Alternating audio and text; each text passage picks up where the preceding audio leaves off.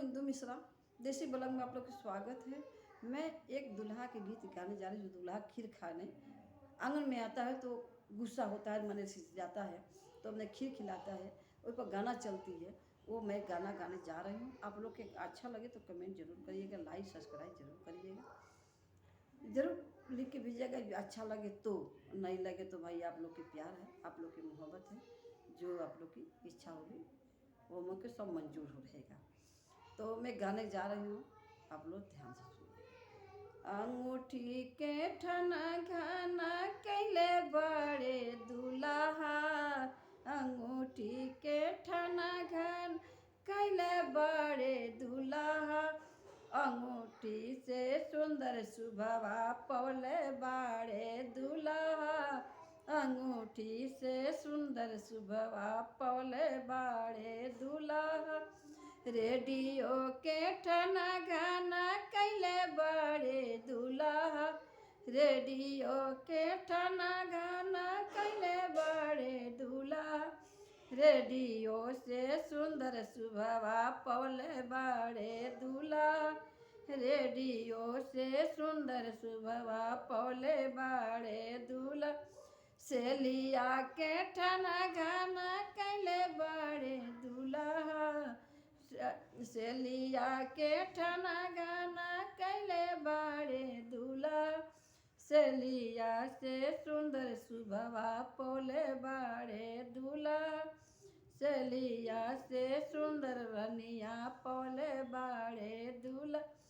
घड़िया के रुनो झुनो कैले बड़े दूल्हा, घड़िया के ठना गाना कैले बड़े दूल्हा, घड़िया से सुंदर रनिया पौले बाड़े दूल्हा, घड़िया से सुंदर रनिया पौले बाड़े दूल्हा, घड़िया से सुंदर रनिया। मोटरसाइकिल के ठना गाना कैले बड़े दूल्हा, मोटरसाइकिल के ठना गाना कैले बड़े दूल्हा, मोटरसाइकिल से सुंदर सुभवा पौले बड़े दूल्हा, मोटरसाइकिल से सुंदर सुभवा पौले बड़े दूल्हा, मोटरसाइकिल से सुंदर सुभवा।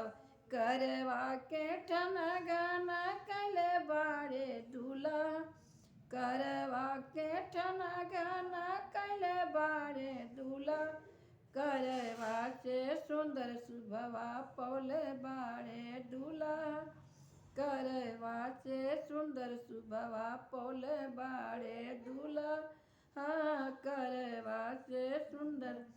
टैया के ठना गाना कैले बड़े दूल्हा, टैया के ठना गाना कैले बड़े दूल्हा, टैया से सुंदर सुभवा पौले बड़े दूल्हा, टैया से सुंदर सुभवा पौले बड़े दूल्हा, हाँ टैया से सुंदर सुभवा पौले बड़े दूल्हा।